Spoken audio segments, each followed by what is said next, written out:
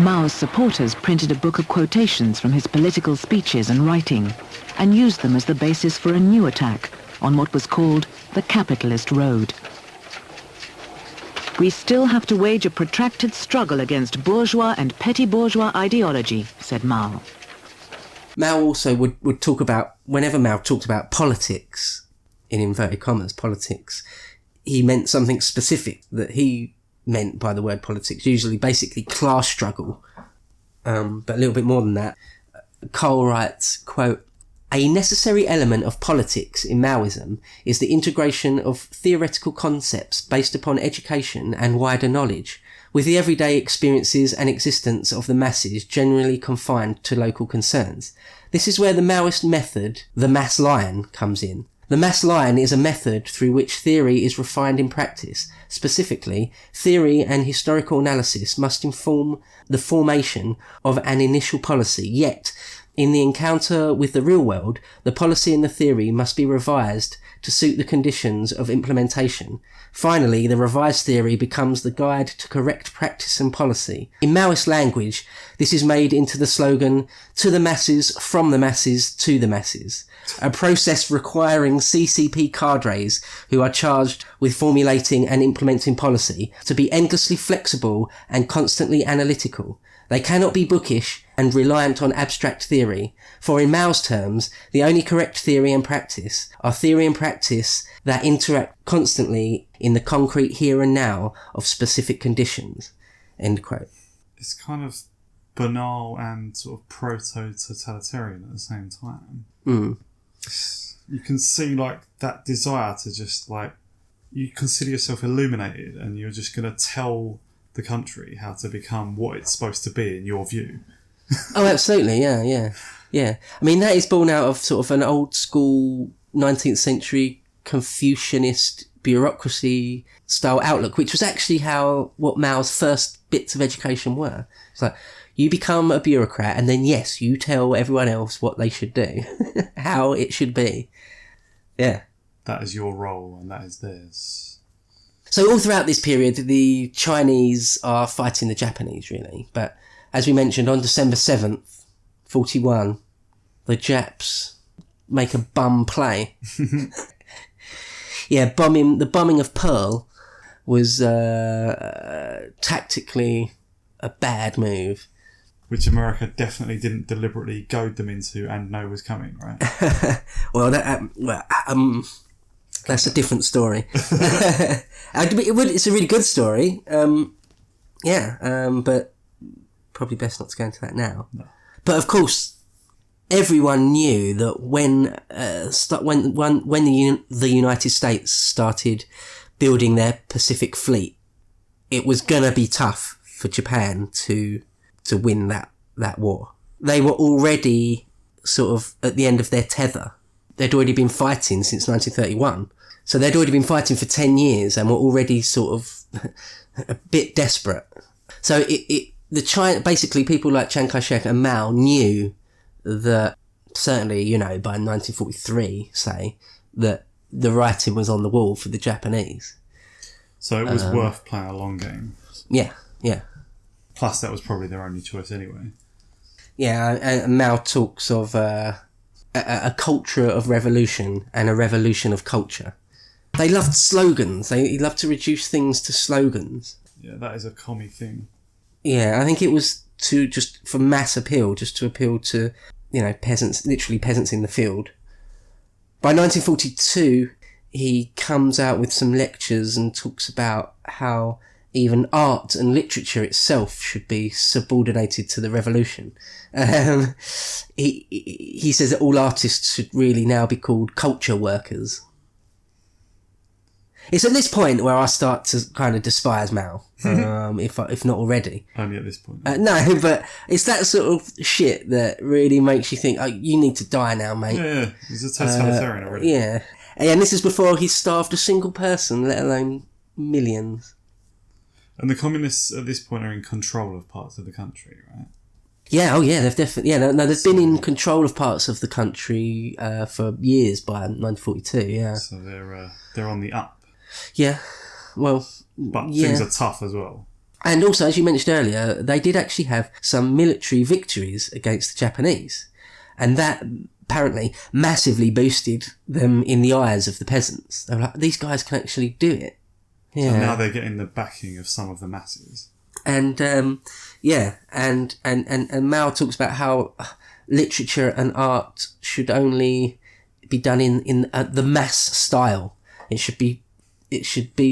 should be subordinated to politics, and politics is for the proletariat. So art should only be for the proletariat. The mass proletarianization of culture. Yeah, of all culture and art, yeah. And the culturing of the proletariat. It's not some, it's not like you can have it and then have, no, it's all. Yeah. Yeah, and in this period, in the early 40s, the membership grows massively. They've got millions of members now. And again, it's about this time that Mao's sayings get published. It's not the Little Red Book, that's something later, but a lot of his sayings get sort of canonized and get sort of treated dogmatically as well. It's the beginnings of the cult of Mao. So Mao Zedong thought is becoming a cult as well. Yeah, big time. Another quote from Rebecca E. Carl, quote, "Mao's dominance within the collective leadership groups was assured, yet now truth became whatever Mao said it was. Contravening his own philosophical and interpretative method, Mao's texts were canonized in precisely the dogmatic fashion Mao had warned against. From this grew the beginnings of the Mao cult." So by 1941, the GMD and the CCP break apart. I mean, they're not able to keep the alliance going throughout till the end of the war. They both realise that it's time to kick stuff off again. And obviously with Japan now probably fatally engaged with America, they need to start fighting each other again, right? They need to. Well, yeah, basically, yeah, if you look at it like that, One needs to come out on top. Right? Yeah. Yeah, I mean, they all had always remained suspicious of each other. That had obviously never gone away. I mean, the Republicans had tried to annihilate the Communists, and the Communists wanted to annihilate the Republicans as a matter of course anyway, so it was only a marriage of convenience. And so, yeah, by January 1941, they sort of start to go back at it, at least with dirty tricks and backstabbing, that sort of thing. Japan tried to take advantage of that. They see it happening. They try to take advantage where they can, sort of militarily, tactically. But the writing's on the wall for Japan, as I said. America give the GMD loads of money and stuff, materiel, because they don't want the communists to win that struggle. Yeah, and America became like fully entangled with. They did, yeah. They give, yeah. I mean, yeah. They send 50,000 troops to China to try and help out right at the end of the actual World War II after 1945. They send troops to help Chiang Kai-shek.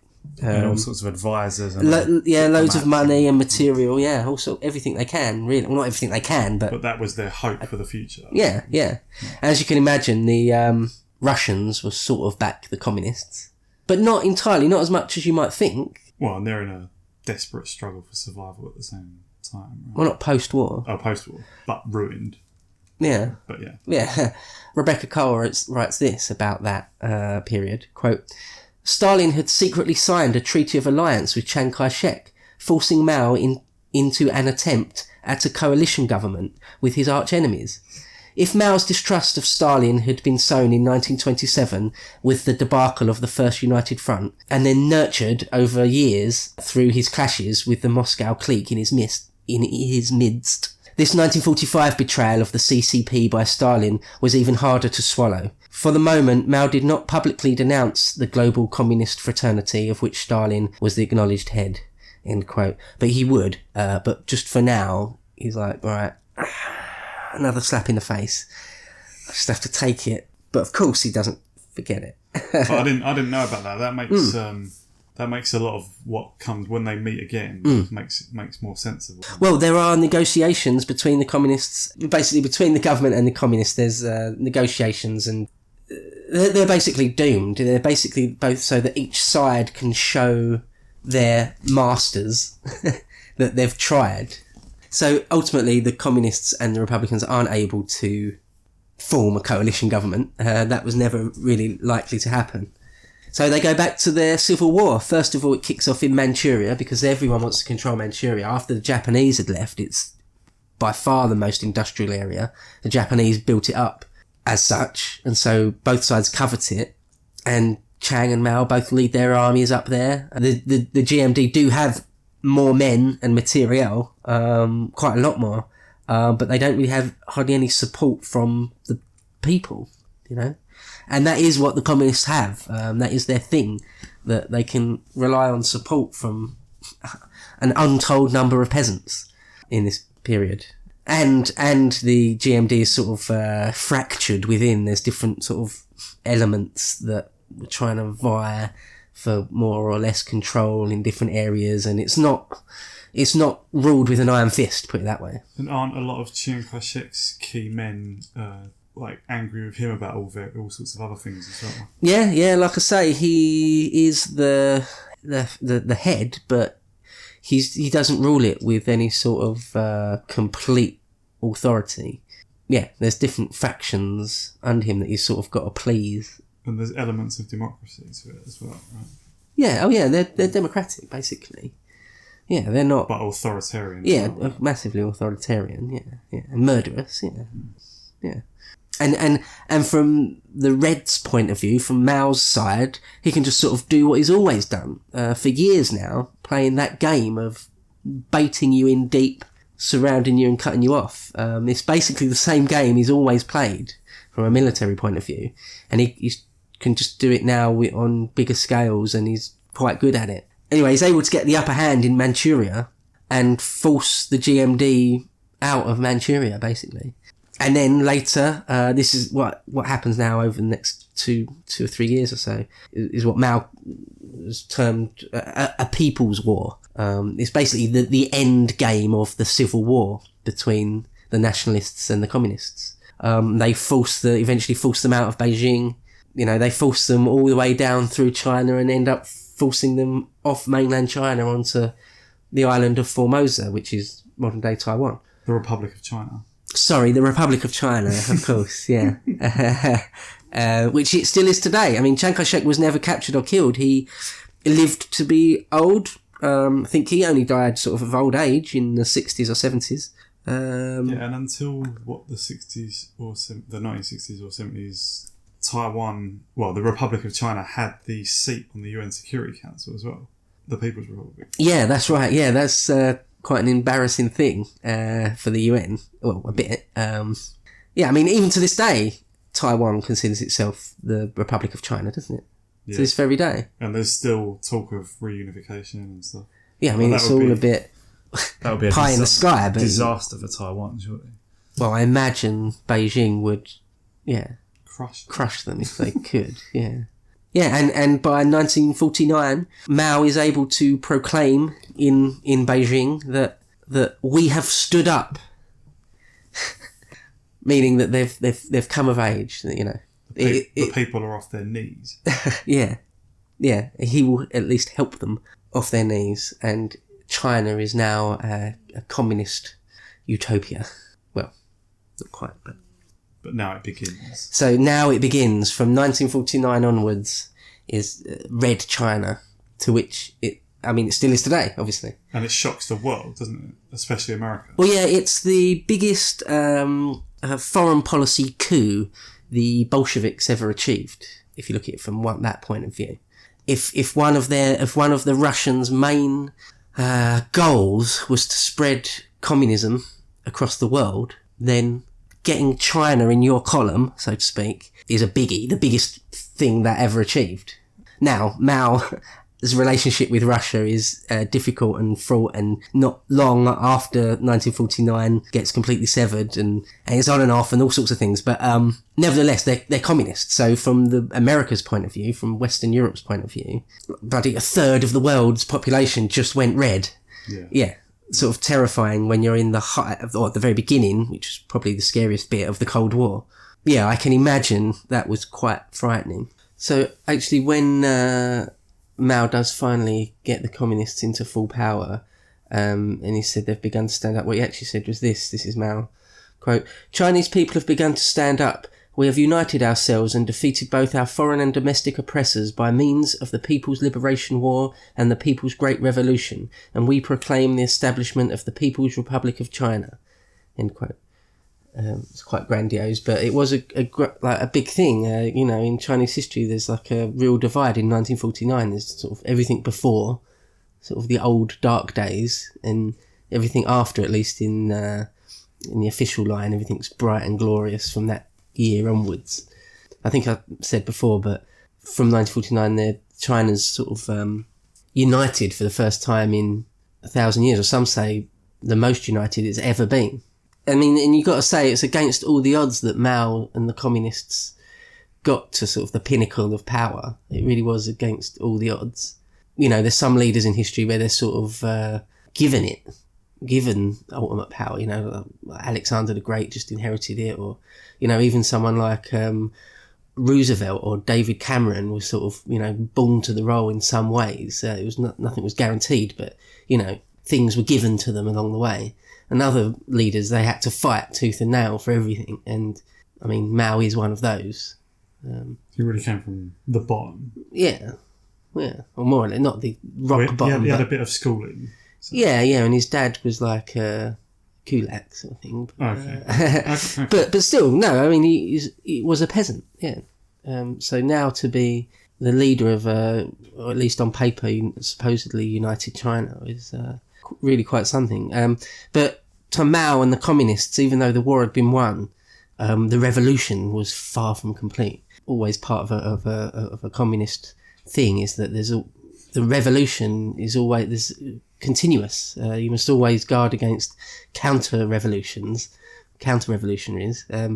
Yeah, because when commies get in power anywhere, obviously the leadership has changed, but they haven't really started to do their thing yet, have they? They've built a communist movement, but they haven't transformed the world. Like, they haven't transformed their country and the world. Like. Yeah, all the work of destroying the bourgeoisie is yet to be done. Yeah, exactly, yeah. Yeah, so sort of famously or iconically, Mao stands atop the gate of heavenly peace in Tiananmen Square. Like the Soviets would sort of stand over Red Square, like high above, looking out over their military parades. The Chinese have got a really similar thing. It's the gate of heavenly peace. The Mao and the leadership would usually be seen atop, and that starts right at the beginning. He changes his look as well. Before this time, he was usually seen in sort of combat gear, or the dress of a soldier, a peasant soldier, a revolutionary soldier. But now he sort of dons sort of a worker's cap and wears sort of the Mao suit, sort of starts to wear those, and so it became a bit more urban looking. Or takes on the garb of the worker more. Yeah, the prole. Yeah, at this point early on in the government, actually, they've got some non-communists, if you can believe it. They're all token sort of symbolic people, like the wife of Sun Yat-sen, or someone like that. Anyway, is sort of up there, shown to be in the inner entourage, but Mao is sort of pulls all the strings. Although he's not a complete 100% autocrat the way Stalin was. He does become that later, like in the Cultural Revolution. He is that, but his power waxes and wanes. But to begin with, or certainly after the Korean War, which I'll get on in a minute, he's sort of completely all-powerful. His word has more or less complete sway.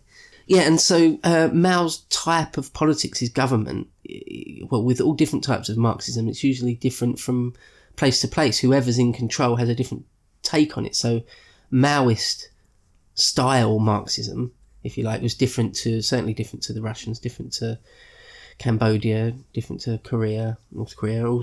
So Mao's type, he proclaimed sort of a people's democratic dictatorship, which is like an oxymoron, isn't it? A contradiction in terms, almost. A democratic dictatorship. But the idea was sort of that there were people and non-people. Yeah. So the people, if you were classed as if the government, if the CCP classed you as one of the people, then yeah, you had some say in the process. There was only one party, obviously, but you could have a say. And but if you were classed as the non-people, so anyone classed as like a rightist or a counter-revolutionary or anything, then yeah, you were treated harshly, shall we say? You could be destroyed.